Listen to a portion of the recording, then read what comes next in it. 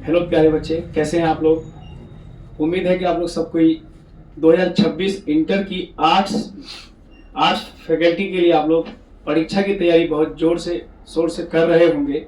और इसी कड़ी में हम लोग आज बिहार बोर्ड के द्वारा जारी किया गया मॉडल सेट विषय इतिहास को लेकर के आए हैं। इसमें 100 ऑब्जेक्टिव है।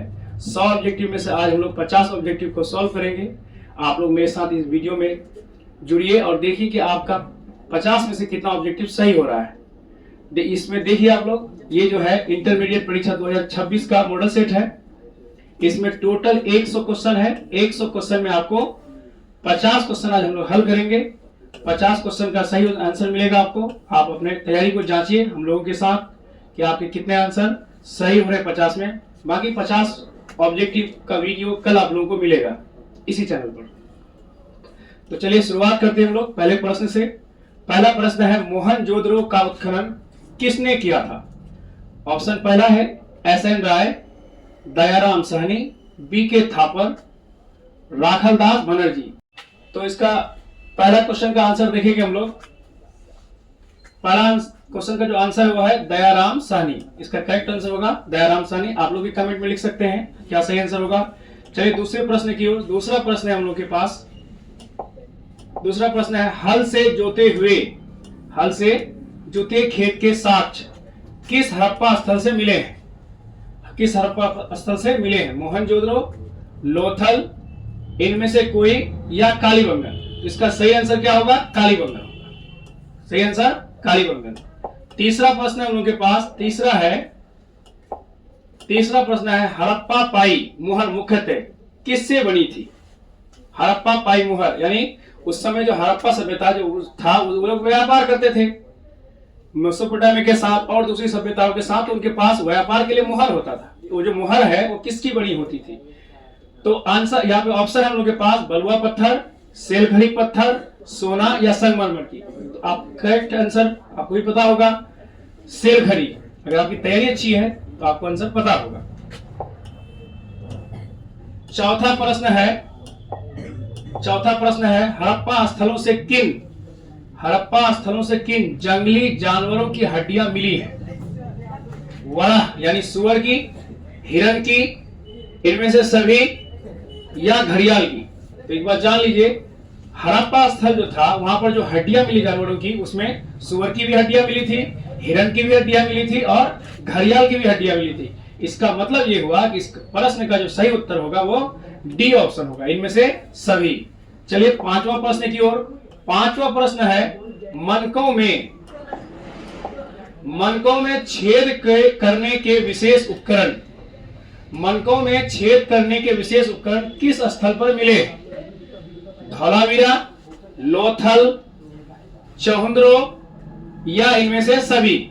तो इसका करेक्ट आंसर होगा चहुंद्रो। कौन सा आंसर सही होगा, चहुंद्रो।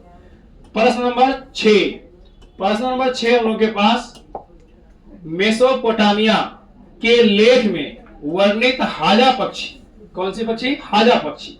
हाजा पक्षी का संबंध किस स्थान से है। ए ऑप्शन है दिलमुन, बी ऑप्शन है मेलुहा, सी ऑप्शन है मगान, डी ऑप्शन है इनमें से कोई नहीं। तो इसका करेक्ट आंसर होगा क्या, मेलुहा। मेलुहा जो है इसका संबंध किससे है, हाजा पक्षी से है। अब हम लोग बढ़ते हैं 7वें प्रश्न की ओर। 7वां प्रश्न है, हड़प्पा किस नदी के किनारे स्थित है। ये तो आप लोगों को पता ही होगा, बहुत आसान है। ऑप्शन है सतलुज, ऑप्शन बी है सिंधु, ऑप्शन सी है व्यास और ऑप्शन डी है रावी। तो कमेंट बॉक्स में आप लोग कमेंट कीजिए कौन सा आंसर सही होगा। मैं उत्तर दे ही देता हूं आप लोगों को। इसका करेक्ट आंसर होगा ऑप्शन डी, रावी। हड़प्पा किस नदी के किनारे स्थित है। हड़प्पा स्थल जो है ये रावी नदी के किनारे स्थित है। 8वां प्रश्न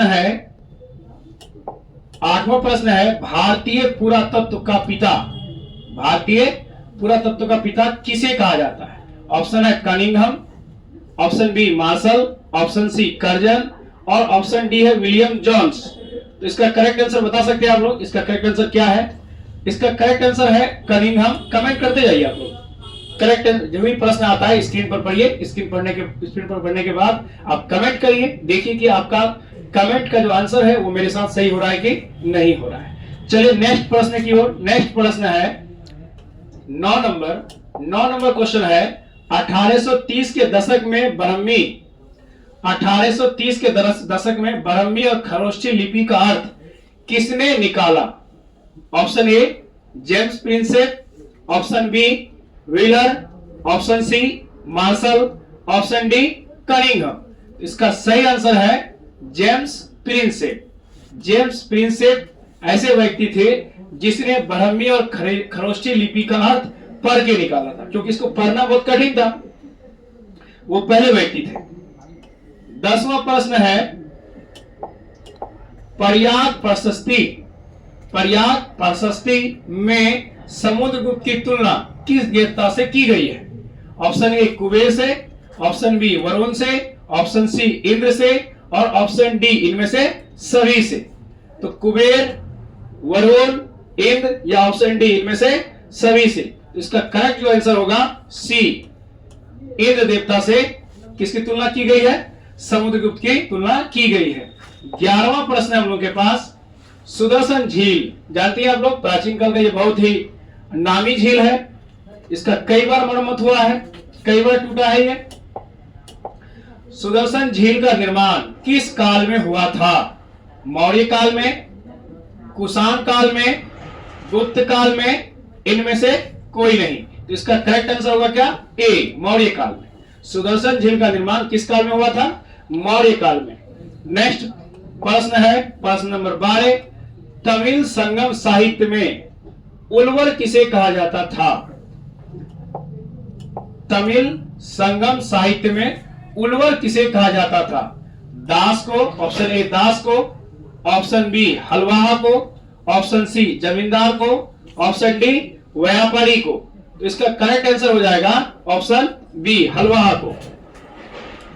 ऑप्शन बी हलवाहा।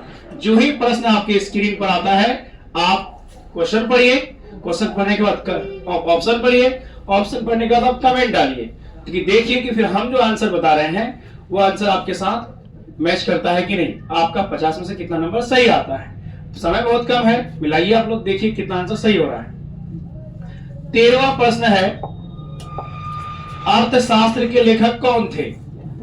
अर्थशास्त्र के लेखक कौन थे? Option A Banabhatta, option B Kalidas, option C Kautilya, option D Megasthenes. सबको पता है अर्थशास्त्र के जो लेखक थे वो कौन थे? कौटिल्य थे। आप लोगों को पता ही है मेगास्थनी जो है ये लेखक थे किसका? इंडिका का। किसका?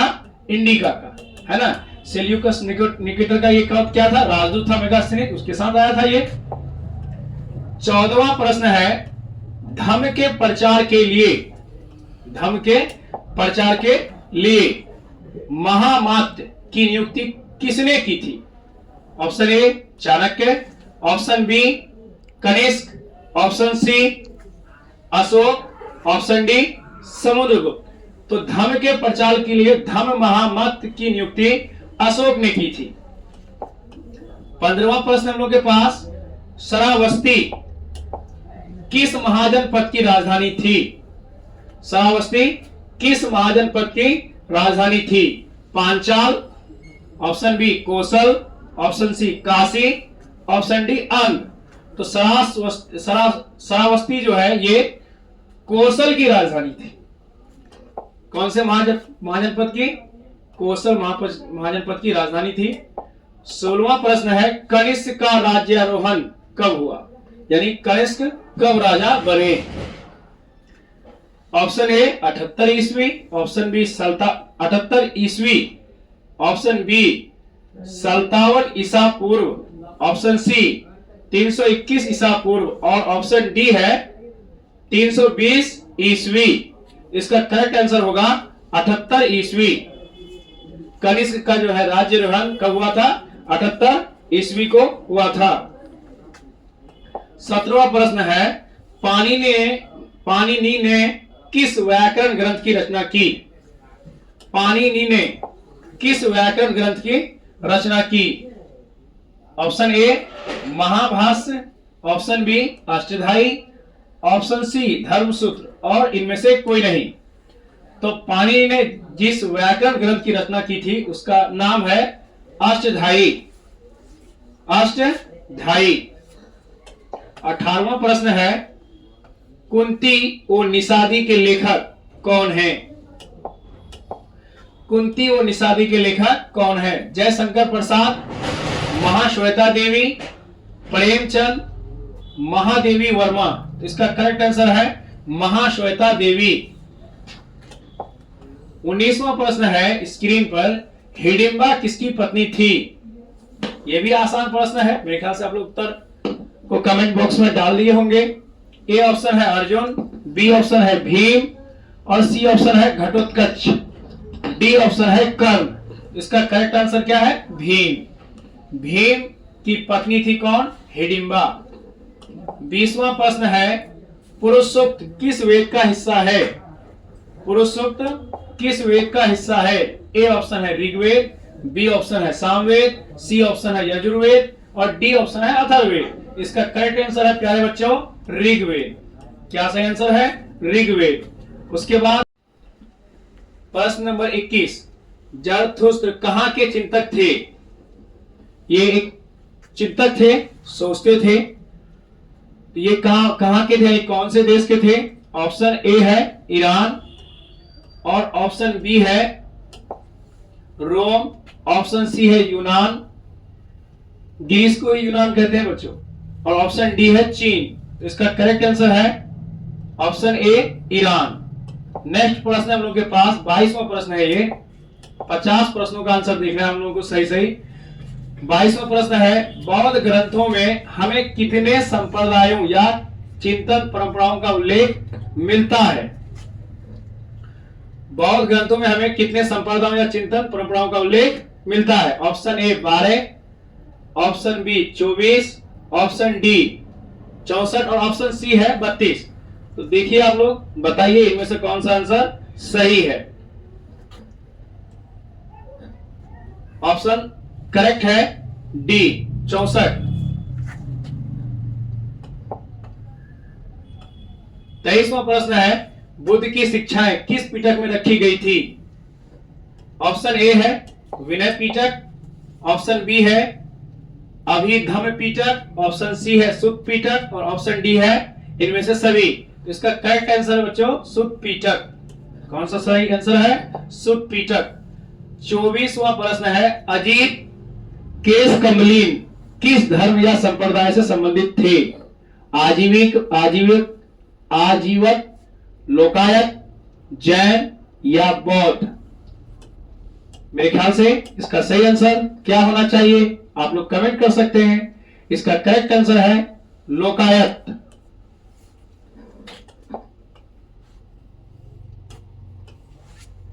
25वां प्रश्न है, बुद्ध की मृत्यु कहां हुई?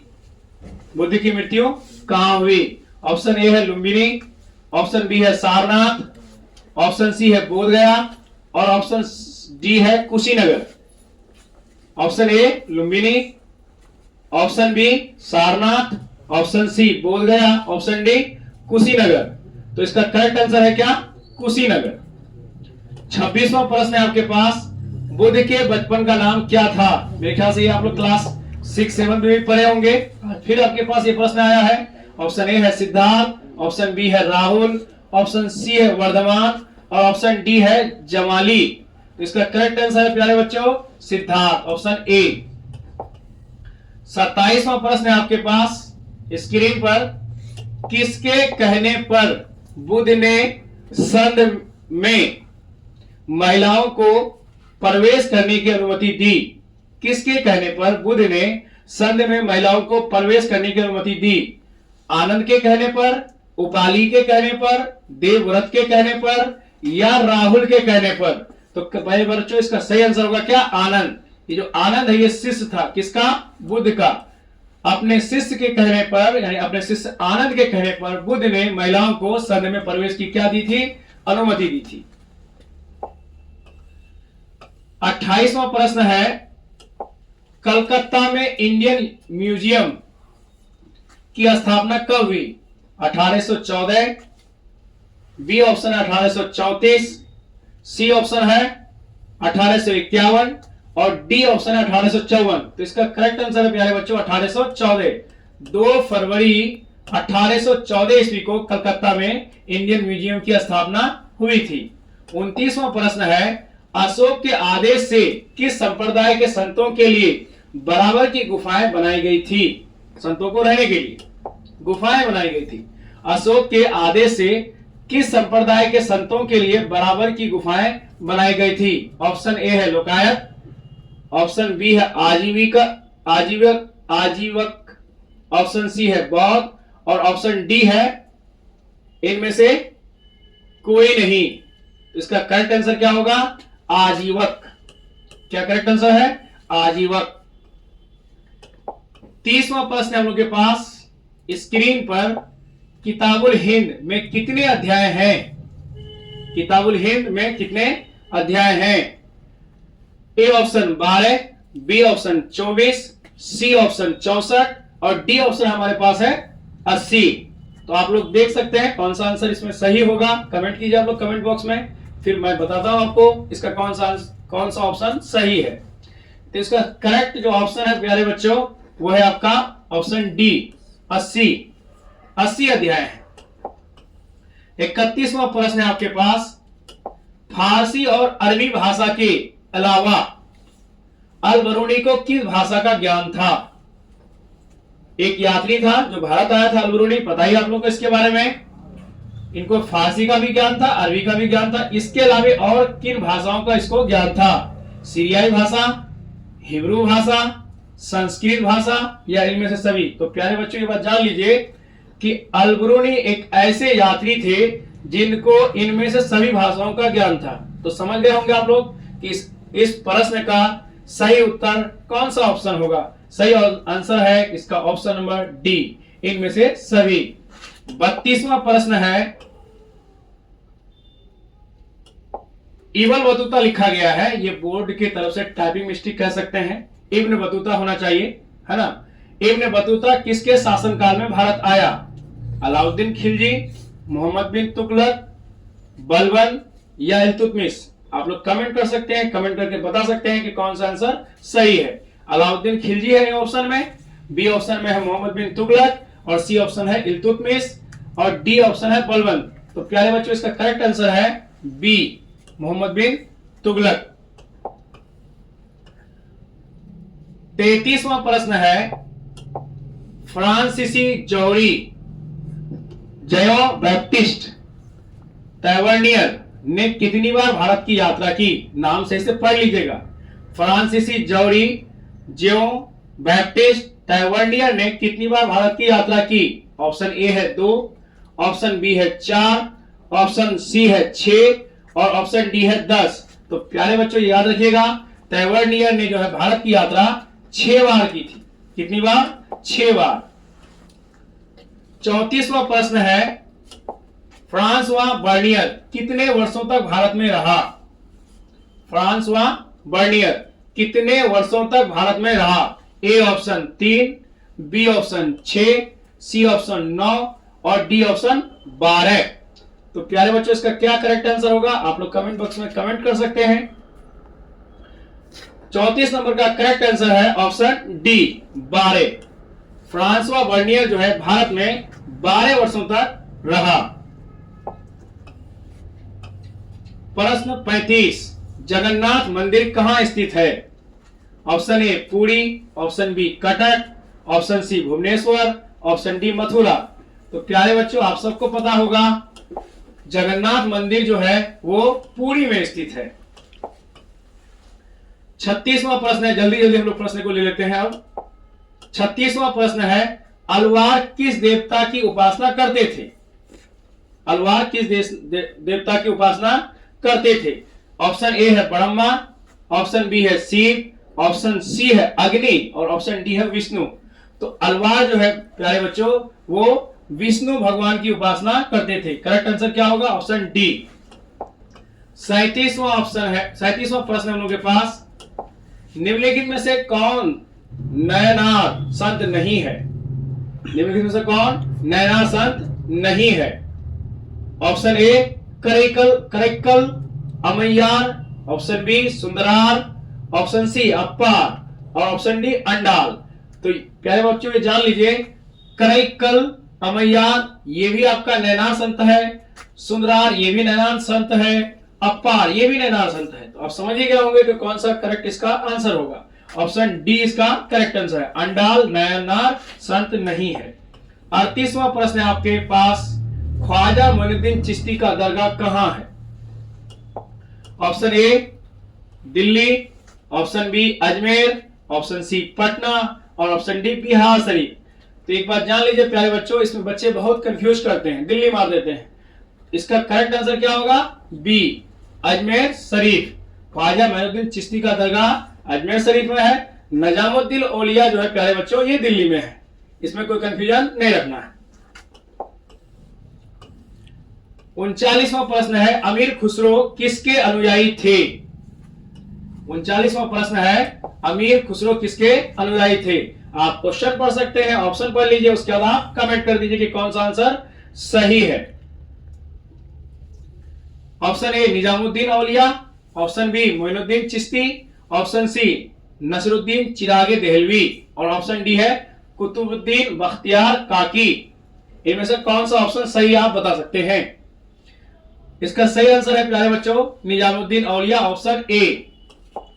40वां प्रश्न है आपके पास, जवाब दीजिए आप, पढ़िए स्क्रीन पर क्या लिखा है और कौन सा आंसर सही है। ऑप्शन ए है, प्रश्न है 40वां, 1469 में पंजाब के ननकाना गांव में किसका जन्म हुआ था? Option A Guru Nanak, option B Kabir, option C Angad और ऑप्शन डी अर्जुन देव। अर्जुन देव हो गया है, ये बोर्ड का गलती है, टाइपिंग जो हुआ है तो कुछ ना कुछ एरर आई है उसमें, ये कोई बड़ी बात है नहीं। प्रश्न आप समझ ही सकते हैं और प्रश्न को समझ करके आप आंसर बता सकते हैं। तो इसका सही आंसर है प्यारे बच्चों ऑप्शन ए गुरु नानक। 41वां प्रश्न है, खालसा पंथ की स्थापना किसने की? खालसा पंथ की स्थापना किसने की? A option Guru Govind Singh, option B Guru Tegh Bahadur, option C गुरु अर्जुन देव और ऑप्शन डी गुरु अंगद। तो प्यारे बच्चों इसका सही आंसर 41 का ए गुरु गोविंद सिंह ने खालसा पंथ की स्थापना की थी। 42वां प्रश्न है, सूफी संतों के लिखे हुए पत्रों का संकलन क्या कहलाता है? यानी सूफी संत जो है उस समय के बादशाहों को जो पत्र लिखते थे उनके पूरे संकलन को क्या कहा जाता है? Tazkira, option B Malfuzat, option C Maktubat और ऑप्शन डी कश्क उल महजूब। तो इसका प्यारे बच्चों सही आंसर है क्या? Option C Maktubat. क्या कहा जाता है? मकतूबात। 43वां प्रश्न है प्यारे बच्चों, 1800 ईस्वी में हम्पी के भग्नावशेष की खोज किसने की? Colonel Colin Mackenzie, option B है कनिंघम, ऑप्शन सी है मार्शल, ऑप्शन डी है डोमिंगो पेस। तो इसका प्यारे बच्चों सही आंसर होगा ऑप्शन ए। ऑप्शन ए है कर्नल कॉलिन मैकेंजे, कॉलिन मैकेंजे। 44वां प्रश्न है, दक्षिण भारतीय मंदिरों में भव्य गोपुरमों को जोड़ने का श्रेय किसे जाता है?